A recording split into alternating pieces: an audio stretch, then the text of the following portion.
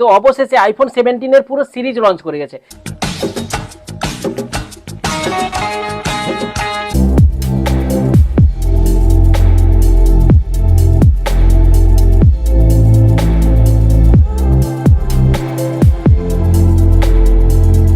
এবারও আইফোন তার 4টা ফোন নিয়ে এসছে একটা সিরিজে, যেরকম আইফোন প্রতি বছরই একটা সিরিজ লঞ্চ করে তার 4টা ফোন নিয়ে আসে, সেরকম আইফোন 17 সিরিজেও 4টা ফোন লঞ্চ করে দিয়েছে। আইফোন 17, আইফোন 17 ইয়ার না সরি আইফোন 17 ইয়ার না আইফোন ইয়ার, আর আইফোন 17 প্রো আর আইফোন 17 প্রো ম্যাক্স। তো এই 4টা ফোন নিয়ে পুরো ভিডিওতে আলোচনা করব, কারণ এই 4টা ফোন পুরো ধামাকা বাজেটে এসছে, নতুন ডিজাইনে এসছে, নতুন লুকে এসছে, নতুন স্পেসিফিকেশানে এসছে এবং নতুন প্রাইসে এসছে। তো সব কিছু কিন্তু এই ভিডিওতে আলোচনা করব। তো ফোনটি যদিও আমার হাতে আসেনি, তবে আমার হাতে এলে সেটার জন্য আলাদা আলাদা ভিডিও, আনবক্সিং ভিডিও বা রিভিউ ভিডিও আলোচনা করে দিব। এই সিরিজে অনেক ফোনগুলো আছে 16 সিরিজের থেকে আপগ্রেডে। তো দেরি কিসে, চলো শুরু করে নিই। তো প্রথমে যেটা নিয়ে কথা বলবো সেটা হচ্ছে আইফোন 17। তো প্রথমে নন প্রো সিরিজের ফোনগুলি নিয়ে আগে আলোচনা হয়ে যায়, তারপরে প্রো সিরিজের ফোনগুলি নিয়ে আলোচনা হবে। তো আইফোন 17 মানে আমি যদি বলি সব থেকে বড় আপগ্রেড ভ্যালু ফর মানি ফোনটি হচ্ছে সেটা হচ্ছে আইফোন 17, কারণ আইফোন 16-এর তুলনায় আইফোন 17 অনেক গুণে আপগ্রেডেড। প্রাইস বলো, ডিজাইন বলো, ফিচার্স বলো, সব দিক থেকে কিন্তু আইফোন 16-এর থেকে আইফোন 17টা বেশি আপগ্রেডেড, বেশি ভ্যালু ফর মানি। এইটুকু বলে দিচ্ছি, আইফোন 17 সিরিজ পুরোটাই 256 জিবি বেস ভেরিয়েন্ট থেকেই শুরু। তো আইফোন 17ও 256 জিবি বেস ভেরিয়েন্টে শুরু। এর প্রাইসটা হচ্ছে 83,000 টাকা। যেটা আইফোন 16-এ 256 জিবি স্টোরেজের ফোনটা, সেটার দাম ছিল 90,000 টাকা। তার তুলনায় কিন্তু 7,000 টাকা কম, মানে আইফোন কম দামে ফোনটি লঞ্চ করেছে। তার সাথেও আছে আপগ্রেডেড ফিচার্স, মানে এই প্রথম নন প্রো সিরিজের 60 হার্জের রিফ্রেশ রেট ছেড়ে ডিসপ্লেতে 120 হার্জের রিফ্রেশ রেট দিয়েছে, মানে প্রোমোশন ডিসপ্লে দিয়েছে আইফোন 17-তে, মানে নন প্রো সিরিজে প্রোমোশন ডিসপ্লে। ভাবা যায় না, অ্যাপেল কিন্তু সেই কাজটাও করে দেখিয়েছে। এটি একটি এলটিপিও ডিসপ্লে, আর এই ডিসপ্লেটা গত বছরের 16 থেকে বেশি ব্রাইটনেসও আছে, 3000 নিটসের পিক ব্রাইটনেস আছে আইফোন 17 ফোনটিতে। তো ব্রাইটনেসও ভালো, ডিসপ্লেও কিন্তু পুরো লেটেস্ট ডিসপ্লে দিয়েছে, এলটিপিও ডিসপ্লে আছে, তার 6.3 ইঞ্চির ডিসপ্লে আছে, যেটা 6.1 ইঞ্চির ডিসপ্লে ছিল আইফোন 16-এ, তার তুলনায় ডিসপ্লে বাড়িয়েছে। থিকনেসও কিন্তু একটু বেড়েছে, ব্যাটারি লাইফটা বেশি বাড়িয়েছে, তাই থিকনেসটাও বেড়েছে, তবে বেজেলটা অনেক কিন্তু কমে গেছে। তো আর এই ফোনটিতে পুরো লেটেস্ট A19-এর বায়োনিক চিপসেট আছে। A19-এর বায়োনিক চিপসেট, যেটা 6 কোর সিপিইউ আছে এবং 5 কোর জিপিইউ আছে। তো প্রসেসরও পুরো লেটেস্ট পাচ্ছ। এই ফোনটিতে অলওয়েজ অন ডিসপ্লে আছে, যেহেতু 1 হার্জ থেকে 120 হার্জ পর্যন্ত ফোনটি ট্রান্সফার হতে পারে, তো সেই জন্য অলওয়েজ অন ডিসপ্লেও সাপোর্ট করে। এই ফোনটিতে আইফোন 16-এর তুলনায় ব্যাটারি লাইফও বেড়েছে, মানে আপ টু 30 ঘন্টা পর্যন্ত তোমাদের স্ক্রিন অন টাইম পেয়ে যাবে, 8 ঘন্টা হয়তো এক্সট্রা আইফোন 16-এর তুলনায়। আর A19 চিপটা A18 চিপের থেকে 20% ফাস্টার, এটা কোম্পানি থেকে বলেছে, যদিও চেক করার পরেও বলতে পারবো এর কনফার্মেশনটা।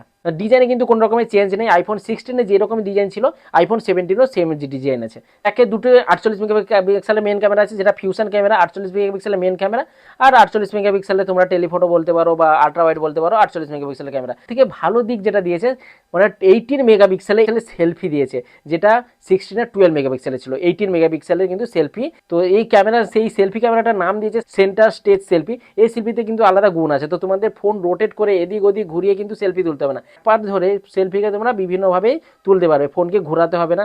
যেহেতু এই যে সেলফিটার সেন্সারটা কিন্তু স্কোয়ার সেন্সার দিয়েছে, মানে যেটা রেক্টেঙ্গুলার দিয়ে থাকে অন্যান্য অ্যাপেল ফোনগুলিতে, কিন্তু এটাতে স্কোয়ার সেন্সার দিয়েছে, তাই ফোন আর ঘোরাতে হবে না, এক পাশে ফোন ধরেই তুমি সেলফিকে বিভিন্নভাবে বিভিন্ন জুমে অনেক গ্রুপ সেলফিও তুলতে পারবে, কোনো রকমের অসুবিধা নেই। আলট্রা ওয়াইডটা আরো বেশি হয়ে গেছে, মানে আরো বেশিভাবে ওয়াইড সেলফি তুলতে পারবে। 48 মেগাপিক্সেলের মেন ক্যামেরা, 48 মেগাপিক্সেলের আলট্রা ওয়াইড সেন্সার বলতে পারো। তো ক্যামেরাতেও আপগ্রেডেড, ডিসপ্লেতে আপগ্রেডেড, প্রসেসরে আপগ্রেডেড, 4K 60 fps তোমরা ভিডিও রেকর্ডিং করতে পারবে। তো সেই জন্য বলছি, যদি আপগ্রেডেড বলতে হয় তাহলে কিন্তু এই আইফোন 17টাকেই বলবো। তবে একটা ডাউনগ্রেড আছে, এখনো কিন্তু ইউএসবিটা 2.0 দিয়েছে, তো স্লো। আর এই ফোনটিতে ডিউরেবিলিটি দিক থেকে সিরামিক সিল্ডের 2 এর প্রোটেকশন আছে, যেটা বলা হয়েছে কোম্পানি থেকে 3x মোর স্ক্র্যাচ রেসিস্ট্যান্স দিবে আগের জেনারেশনের তুলনায়। তো এবার বলবো আইফোন 17 ইয়ার। আরে না, আইফোন 17 ইয়ার নয়, আইফোন ইয়ার। যেটা আইফোন 17 ইয়ার বলছে না, আইফোন ইয়ার বলছে, এটা নতুন একটা সিরিজ। আইফোন ইয়ার 2 হয়তো আগের বছর আসতে পারে, এটা আইফোন ইয়ার। মানে যদি সবথেকে এখনো পর্যন্ত যত ফোন বেরিয়েছে সব থেকে পাতলা ফোন হচ্ছে এই আইফোন ইয়ার। তো আইফোন ইয়ারের 5.6 mm এর থিকনেস, জাস্ট ইমাজিন করো 5.6 mm এর থিকনেস, মানে আমার আঙ্গুলটাও অনেকটা মোটা লাগছে, আঙ্গুলের এই পার্টটাও অনেকটা মোটা লাগছে, এতটাই পাতলা ফোন, মানে হাতে ধরলে মনেই হবে না যে ফোনটা আছে। মানে অ্যাপেল অনেক ইনোভেশন করার পরে এই আইফোন 17 ইয়ার বা আইফোন ইয়ারটা কিন্তু লঞ্চ করতে পেরেছে। অনেক দিন থেকে এই পাতলা ফোনের পিছনে কিন্তু লেগেছিল, অবশেষে অ্যাপেল কিন্তু সাকসেস পেয়েছে। তবে এর প্রাইসটাও কিন্তু অনেকটা বেশি, এর প্রাইসটা 1,20,000-এর কাছাকাছি।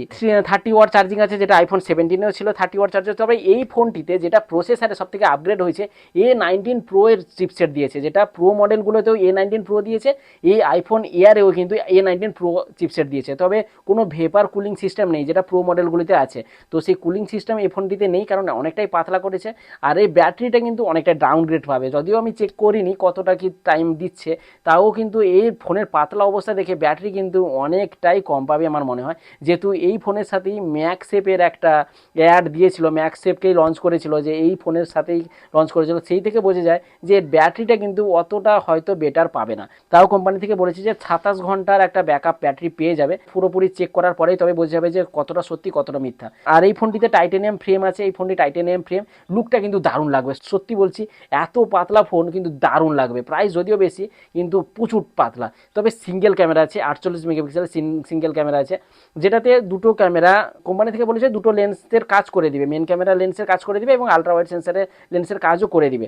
আর 18 মেগাপিক্সেলের সেই সেন্টার স্টেজ সেলফি ক্যামেরাও এই ফোনটিতেও পেয়ে যাবে। তবে বলতে গেলে এর লুকটা কিন্তু খুব দারুণ হয়েছে। এই ফোনটিতেও সেই USB 2.0 দিয়েছে, আর বাকি তো সবকিছু ফিচার্স তো সেম অ্যাপেল কন্টিনিউ করে থাকে। এই ফোনে আছে নতুন কিছু বলে দিচ্ছি। আর এই ফোনটিতে কোনো কিন্তু ফিজিক্যাল সিম সাপোর্ট করে না, পুরোটাই ই সিম, দুটাই ই সিম সাপোর্ট করে। বাটন যেরকম ফোনে থাকে সেই বাটনের সাইজের মনে হয় ফোনটা হবে। আর এই আইফোন এয়ারে 4K ডলবি ভিশনের সাপোর্ট আছে। এমনি আইফোনের ভিডিওগ্রাফি সবসময় জন্য টপে থাকে, তার উপরে আবার ডলবি ভিশনের সাপোর্ট দিয়ে দিয়েছে, তো কোনো ভালো কোয়ালিটির ভিডিওগ্রাফি পেয়ে যাবে। মানে যারা ব্লগিং করো তাদের ক্ষেত্রে তো বেস্ট অপশন হয়ে যাচ্ছে। ফোনটি 4টি কালারে পেয়ে যাবে, নতুন 4টি কালারের, 4টি কালার কিন্তু মারাত্মক লেভেল লাগবে। আর এই ফোনটির দাম 1,20,000 টাকা থেকে শুরু।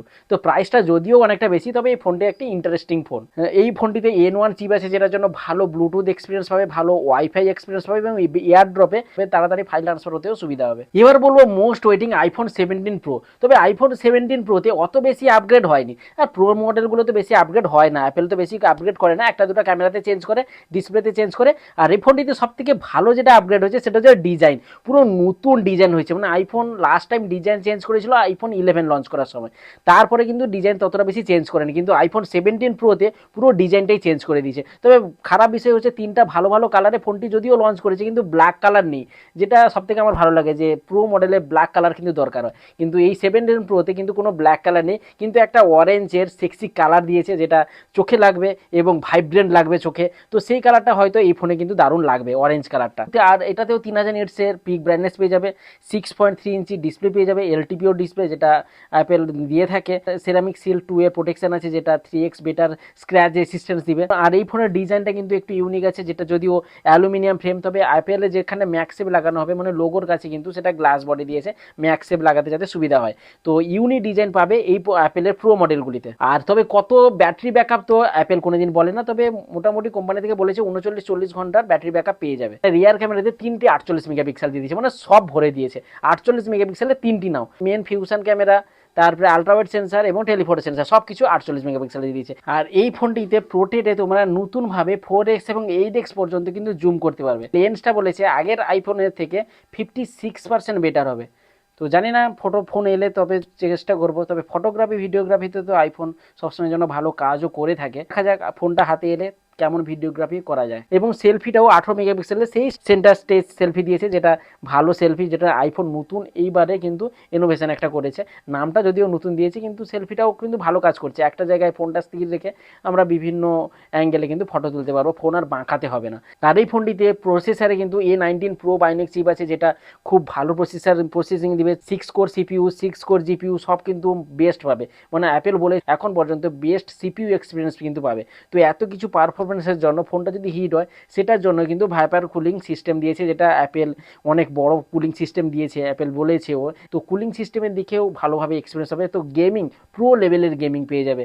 তো 120 এপিসে বিজিএমআই পুরো স্মুথলি চলবে, গেমিং কিন্তু খুব ভালো হবে প্রো মডেলগুলোতে। ফোনটিতে বিগ ব্যাটারি পাবে, বিগ ডিসপ্লে পেয়ে যাচ্ছ এবং প্রো ডিজাইন পেয়ে যাচ্ছ। তবে এই ফোনটির দাম 1,35,000 টাকা থেকে শুরু, যেটা আগেকার 16 প্রো থেকে 5,000 টাকা এক্সট্রা, মানে প্রো ম্যাক্সেও কিন্তু 5,000 টাকা এক্সট্রা, যেটা প্রো ম্যাক্সের সময় বলছি। আর এইটাতে Dolby vision HDR video support করতে পারবে, এমনি প্রো লক ক্যামেরাও তোমরা ভিডিও শুট করতে পারবে। তারপরে তোমরা কালার গ্রাইন্ডিংয়ের সাথে যারা ভিডিওগ্রাফি করো, যারা সিনেমাটোগ্রাফি করো, তাদের ক্ষেত্রে কিন্তু এই প্রো লকটা অনেক কাজে লাগবে, যেটা ক্যামেরাতে পেয়ে যাচ্ছ। এটাতে ইউএসবি 3.0 দিয়েছে, ইউএসবিটা 4K 120 fps এ ভিডিও রেকর্ডিং করতে পারবে। আর আইফোন 17 প্রো ম্যাক্সেরও সেম ডিজাইন দিয়েছে, সেরকম লাগবে প্রো যেরকম, প্রো ম্যাক্স এরকম, শুধু ডিসপ্লেটা একটু বড়, 6.9 ইঞ্চি ডিসপ্লে দিয়েছে, বড় ব্যাটারি দিয়েছে। এই ফোনটি প্রথমবার 2TB ভেরিয়েন্টের লঞ্চ করেছে, প্রথমবার কিন্তু কোনো ফোন 2TB ভেরিয়েন্টে লঞ্চ করেছে।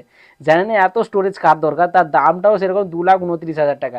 তো 2,29,000 টাকা দিয়ে কে 2TB ভেরিয়েন্ট ফোনটা কিনবে, অবশ্যই কমেন্ট বক্সে জানিও। আর এই ফোনটিতে অ্যালুমিনিয়াম ইউনিবডি দেখা যাবে, 4K 120 fps ভিডিও রেকর্ডিং করতে পারবে, যা তোমরা প্রোতে পেয়েছিলে প্রো ম্যাক্সেও সেম পেয়ে যাবে, জাস্ট ডিসপ্লেটা বড় আর ব্যাটারিটা বড়, আর কিছু না। প্রো আর প্রো ম্যাক্সের বেশি কোনো ডিফারেন্সও নেই। আর এই প্রো ম্যাক্সটার দাম কিন্তু 1,50,000 টাকা থেকে শুরু, তো 1.5 লাখ টাকা দাম ফোন থেকে শুরু।